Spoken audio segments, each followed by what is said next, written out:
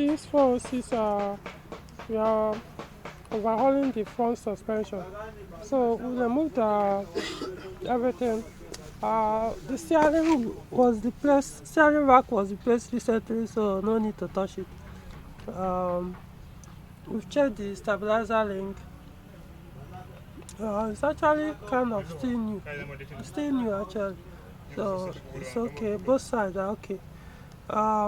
This bushing on the close member, okay. This side, so far appears okay. The shock absorber, well, we really know how to remove the spring, so we are yet to remove the spring. But so far it looks dry, but that does, you have to remove it to know. Now to the hub. The bearing is there. This is the left side. You can see it's noisy, making noise. So there. It's dead. So two options to deal with this is to change the bearing or change the entire hub. But I'm looking at, because this ball joint is still okay. The ball joint is okay, so I don't see the need to change this bearing. This bearing we may end up changing only the bearing on both sides actually. Now the CV joint,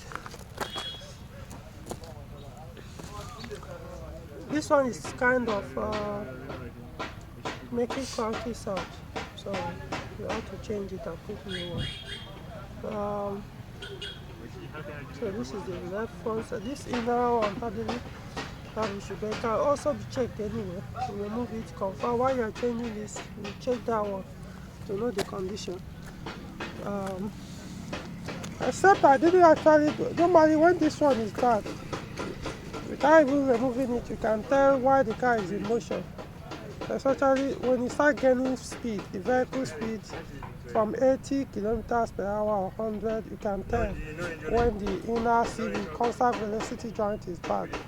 It will start vibrating. When you accelerate the car, it will vibrate. If you remove your leg from the throttle pedal, it starts vibrating. It's one of the usual symptoms of failure of CV joint, inner one. The outside one can do the same thing, but it also comes with the cranky sound when you are turning the steering wheel, like ka ka ka ka ka ka ka.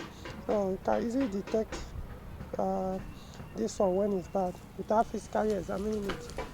But this one is bad. Likewise, this one too, the bearing.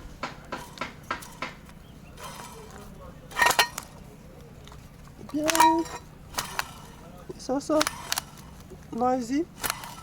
Not as noisy as that one, so both of them are failed. Likewise, the shock absorber also looks dry. It's yet to be inspected. You have to remove the spring, check the bearing and the mount as well.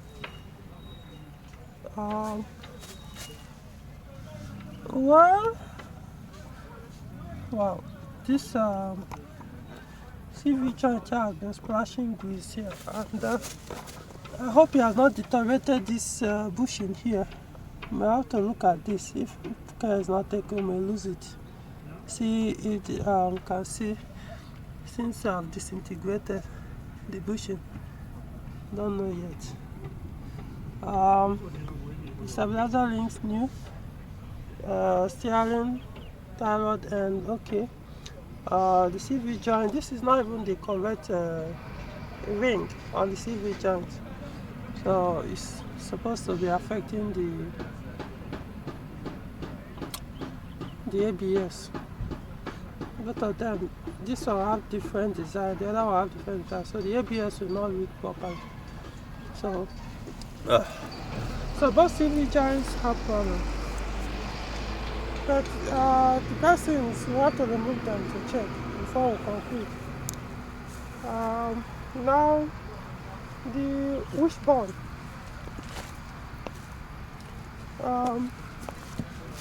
So they put the locally, this one they call tire, the local rubber.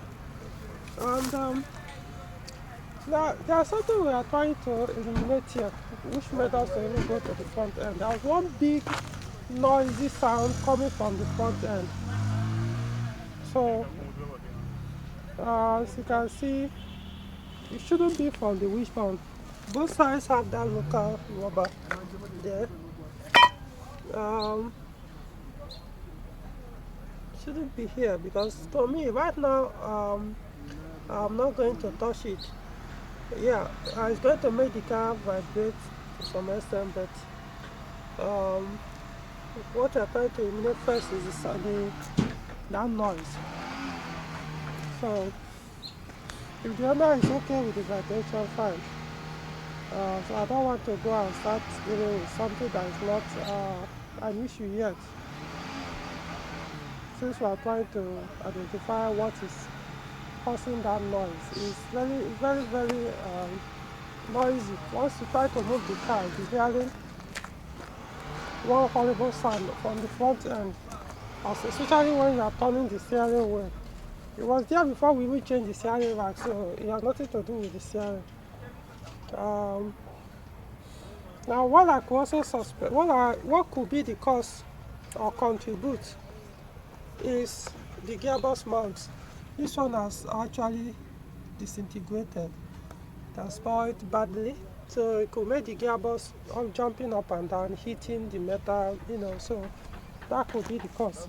We actually made an attempt to change it in the past, but what they sent was not the exact match for that mount, so we have to return it. So first thing first, the shock absorbers will have to be taken to where the springs will be removed, the mount, shock absorber mount, both of them inspected, check the condition, then the bearing, the bearing there, check the bearing to be sure they are okay, and now check the, as it is now it's taut, right? So when you now remove the spring, the mount, everything, then the remaining will now be shock absorber. So we now check the shock absorber to know exactly what it, if it's good. If you see both of them, they still have pressure, or we need to add pressure, or needs total replacement. We know that one, we will dismantle it. Both actually, we will dismantle them. The hub, we need to take both and check the. I'll find out the price of the bearing and the cost of changing them, and comparing with the cost of buying a used one. Personally, I prefer to change the bearing. This buying used parts, man, sometimes. I understand that the bearing might be okay for the used one, probably better than the new one, but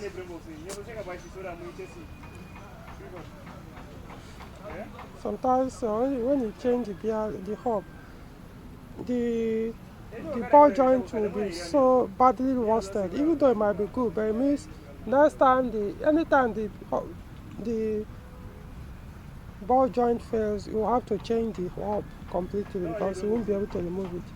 So when you see the one that is still okay, like this one, I think it was recently installed, so you can always easily remove this one than buying a used one probably that rusted badly. So that's why I condemn the entire this and just change the bearing. We'll see. I found out the price. Then the discs are dead, both of them completely dead. The front disc. Wow, it's almost like I think the issue is a wrong brake pad was used.